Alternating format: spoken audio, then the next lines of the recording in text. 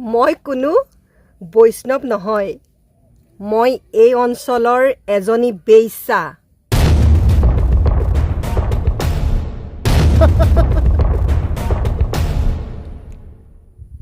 দিনৰ পোহৰত সমাজে দেখাকৈ মোৰ ঘৰলৈ এই অঞ্চলৰ কোনো নাহে।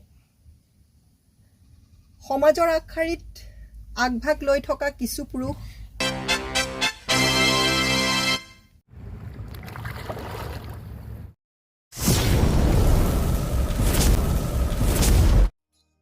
বহু বছৰৰ আগৰ কথা।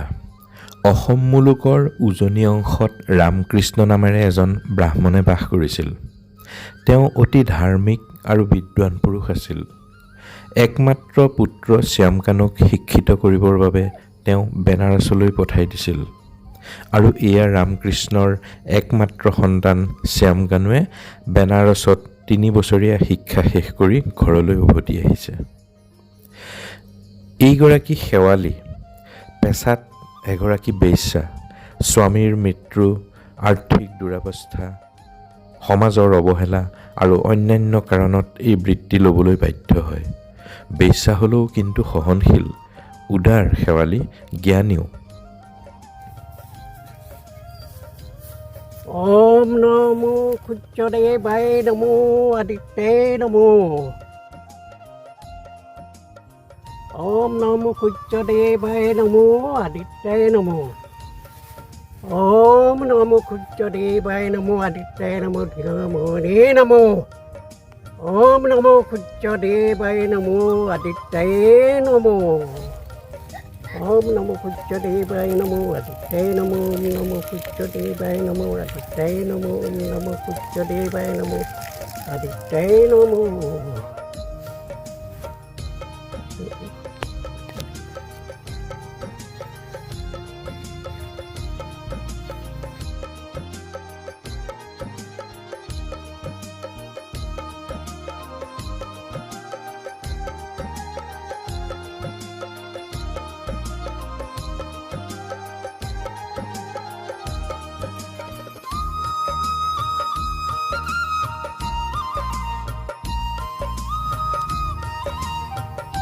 নমো সূৰ্যদেৱায় নমো।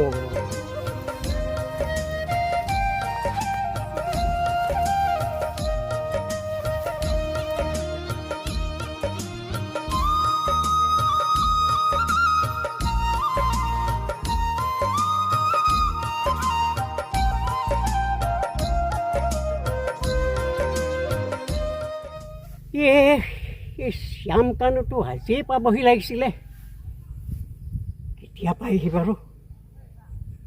নমো সূৰ্যদেৱায় নমো। জয় জগন্নাথ, জয় জগন্নাথ, জয় জগন্নাথ।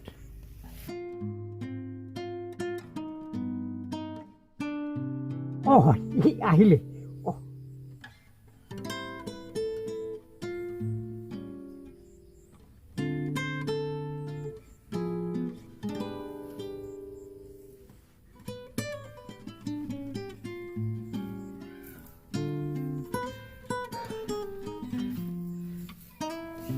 পালিহি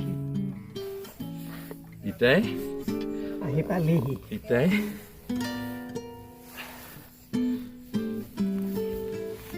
হ'ব, ঈশ্বৰে মংগল কৰক।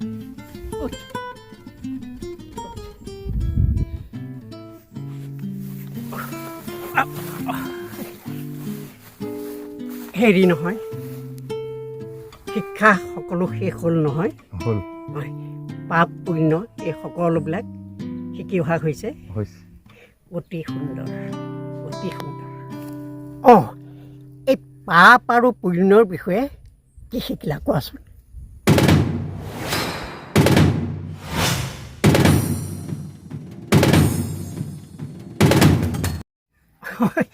জয় জগন্নাথ। পাপ পুণ্যৰ বিষয়েতো শিকিলাই, এতিয়া কোৱাচোন পাপৰ দেউতাকৰ নাম কি?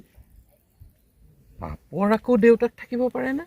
পাৰে, পাৰে। মই তোমাক কেইদিনমান সময় দিলোঁ।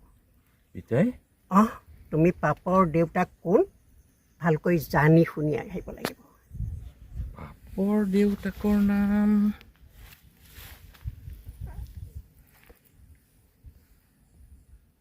পাপৰো দেউতাক থাকে।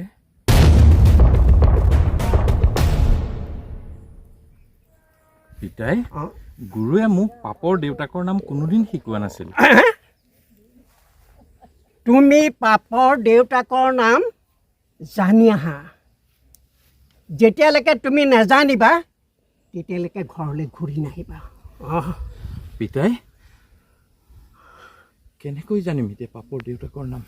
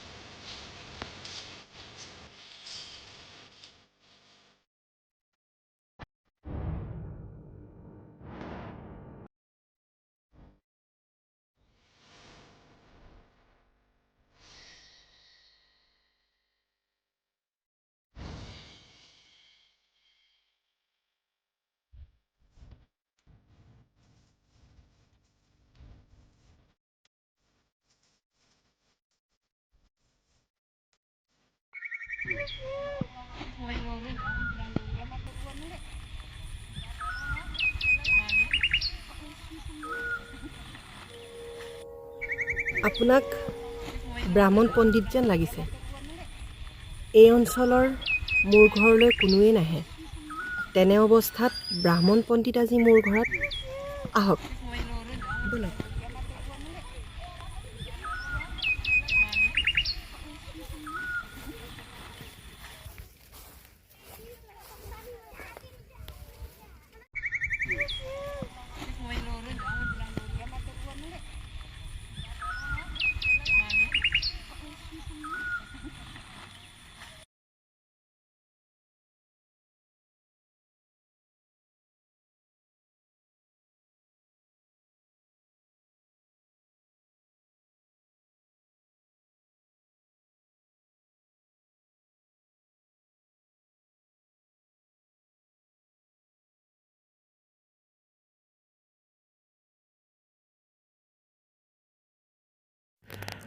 কৃষ্ণ।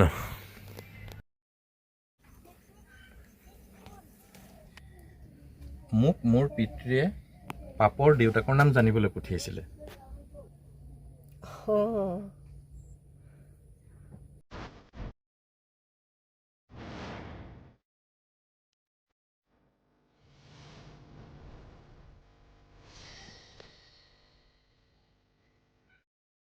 হে দেৱী, আপোনাক কোনোবা বৈষ্ণৱ ভক্ত, অতি ভক্তিমান নাৰী যেন লাগিছে।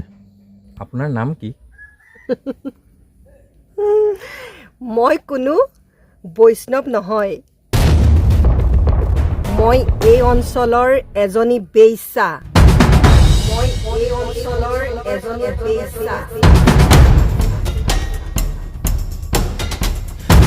হে ভগৱান, মই তাৰমানে বেশ্যাৰ ঘৰত পানী খালোঁ।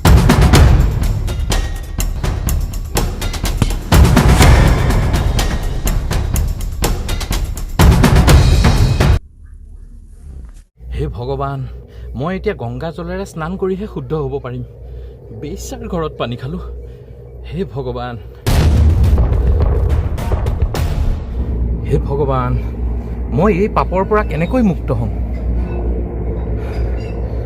মই পাপৰ দেউতাকৰ নাম বিচাৰি আহি নিজেই পাপত মজিত হ'লোঁ। মই কি পাপত মজিত হ'লোঁ। মই এতিয়া গংগা স্নান কৰিব লাগিব। হে কৃষ্ণ।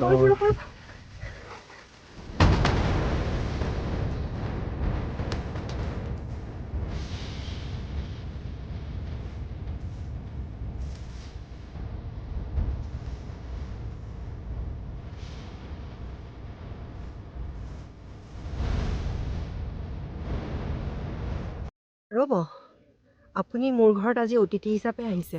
মই আপোনাক এনেকৈ যাবলৈ নিদিওঁ। আপুনি ব্ৰাহ্মণ, মোৰ ঘৰলৈ অতিথি হৈ আহিছে। মই একো নোখোৱাকৈ, অন্ন গ্ৰহণ নকৰাকৈ আপোনাক পঠিয়াব নোৱাৰোঁ। কোনে জানে আপোনাৰ প্ৰশ্নৰ উত্তৰ কোনে কেতিয়া ক'ত পাই যায়। আহক, মোৰ ঘৰত অন্ন প্ৰস্তুত কৰি থোৱা আছে। মই তোমাৰ ঘৰত কেৱল পানী খায়েই অপবিত্ৰ হ'লোঁ, যিটো কাৰণে মই এতিয়া গংগাত স্নান কৰিব লাগিব। এতিয়া আকৌ তুমি মোক অন্ন গ্ৰহণ কৰাৰ কথা কৈছা। নাই নাই, মই নোৱাৰিম। হে ব্ৰাহ্মণ, আপুনি মোৰ ঘৰত অন্ন গ্ৰহণ কৰিলে মই 5টা সোণৰ মোহৰ দিম। 5টা। পাপটো হৈ গ'লেই, পাপ মই ধুবই লাগিব। গংগাত স্নান কৰি প্ৰায়শ্চিত্ত হ'বই লাগিব। গতিকে দক্ষিণা হিচাপে 5টা সোণৰ মোহৰ পাম যেতিয়া, অন্ন গ্ৰহণ কৰি যোৱাই ভাল। 5টা। তদুপৰি ঘৰ পোৱালৈকে আৰু ভোকতটো থাকিব নোৱাৰি। 5টা সোণৰ মোহৰ। আহক।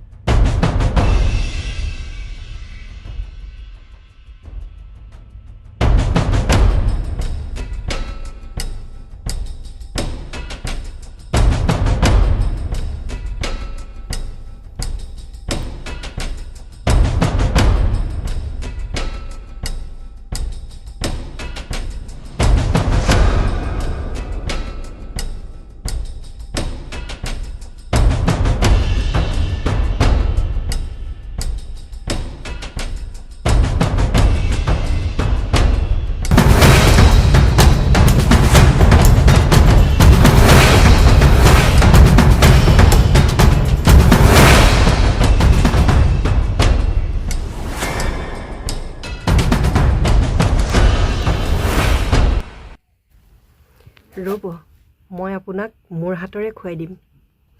মোৰ হাতৰে যদি আপুনি মোক খুৱাই দিবলৈ দিয়ে, মই আপোনাক আৰু 10টা সোণৰ মোহৰ দিম। 10টা।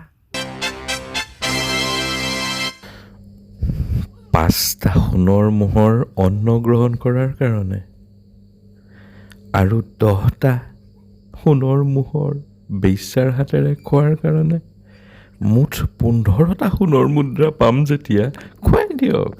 কিনো যাব মোৰ। গংগাত স্নান কৰি পবিত্ৰ হ'লেই হৈ গ'ল।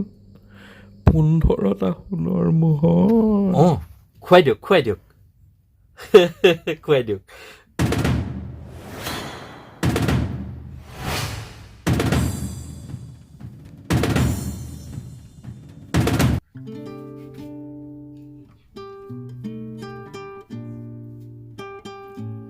অঁ, খুৱাই দিয়ক খুৱাই দিয়ক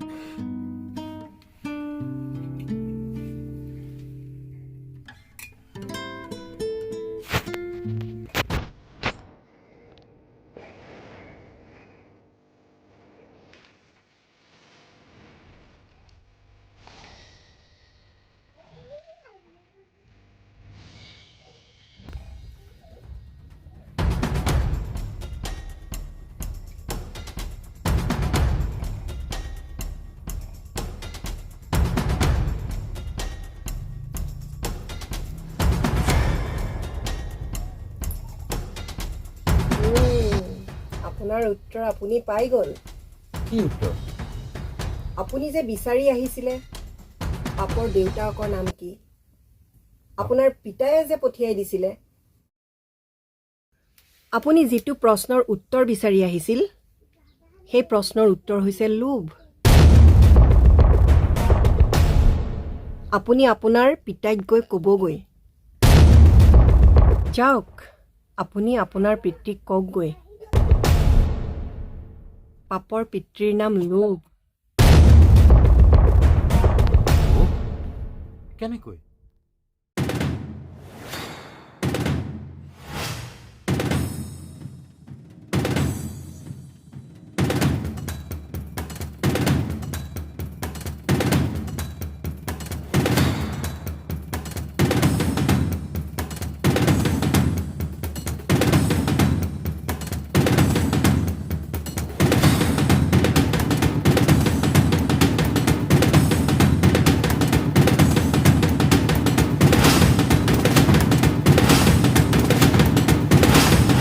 আহক, মই আপোনাক বুজাই দিম।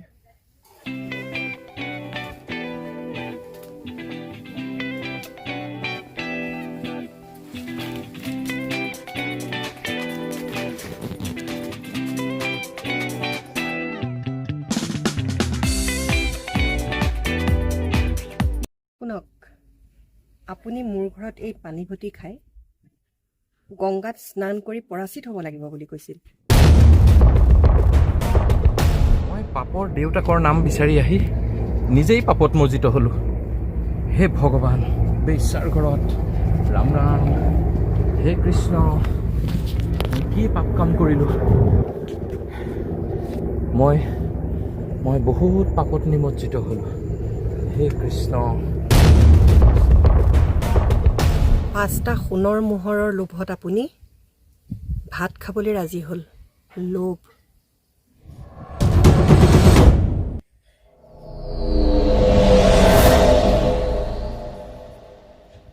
পোন্ধৰটা সোণৰ মোহৰৰ লোভত আপুনি এই বেইচাৰ হাতেৰে খাবলৈও ৰাজি হৈ গ'ল। লোভ। এয়া শ্ৰদ্ধা নহয়, আপুনি ব্ৰাহ্মণৰ সন্তান, শিক্ষিত, মিছা কথা নক'ব। 5টা সোণৰ মোহৰৰ লোভত আপুনি অন্ন গ্ৰহণ কৰিবলৈ সাজু হ'ল। 15টাৰ লোভত আপুনি মোৰ হাতেৰে খাবলৈও সাজু হ'ল। এয়াই হৈছে লোভ।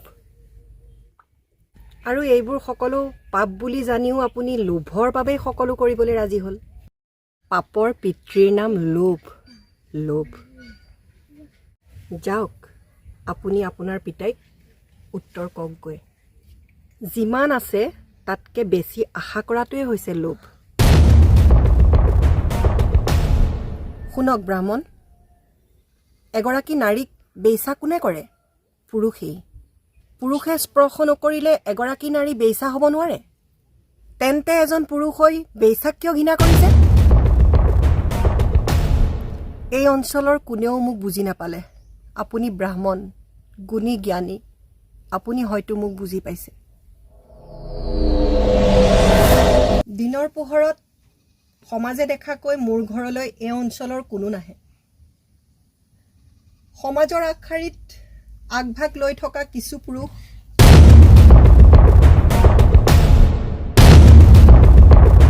এতিয়া যাওক, আপুনি আপোনাৰ পিতৃক তেওঁ উত্তৰ দিয়কগৈ। ৰ'ব, মই পাহৰিছিলোঁৱে।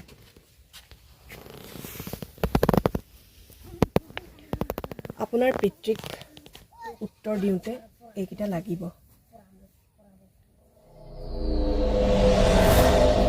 এই সোণৰ মোহৰকেইটা লৈ যাওক। মই আপোনাক কথা দিছিলোঁ, বেইচা হ'লেও মই মোৰ কথা ৰাখোঁ।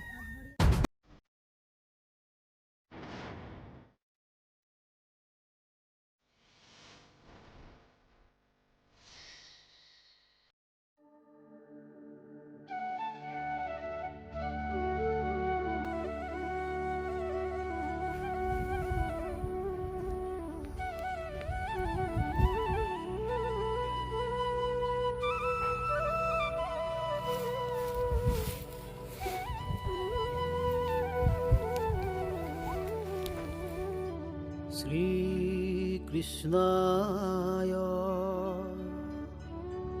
বাসুদেবায়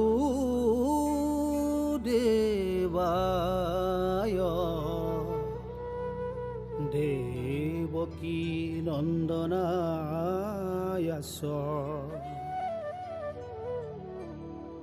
নন্দ গোপ কুমাৰায় গোবিন্দায় নমো নমঃ।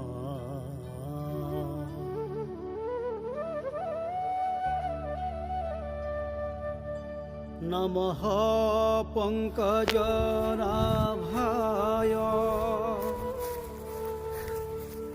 নমঃ। আহিলা জয় জগন্নাথ। কোৱা উত্তৰ পালা? লোভ। জয় জগন্নাথ, জয় জগন্নাথ। পাপৰ দেউতাকৰ নাম লোভ। লোভেই পাপ, পাপেই মৃত্যু। জয় জগন্নাথ। পাপৰ দেউতাকৰ নাম লোভ।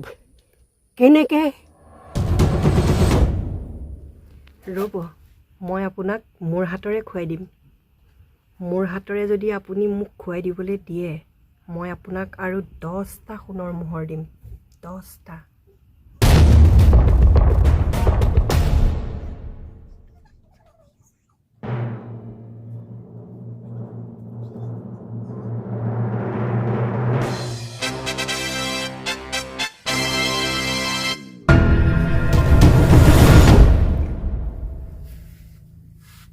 ৰ'ব, আপুনি আপোনাৰ উত্তৰ পাই গ'ল। কি উত্তৰ পাই গ'লো? আপোনাৰ পিতায়ে যে পঠিয়াইছিলে, পাপৰ দেউতাক কোন? এই প্ৰশ্নৰ উত্তৰ হৈছে লোভ। লোভ? 5টা সোণৰ মোহৰৰ লোভত আপুনি ভাত খাবলৈও ৰাজি হ'ল। লোভ। 15টা সোণৰ মোহৰৰ লোভত আপুনি এই বেইচাৰ হাতেৰে খাবলৈও ৰাজি হৈ গ'ল। লোভ। এতিয়া তুমি যোৱা, গংগাত স্নান কৰি আহাগে। জয় জগন্নাথ।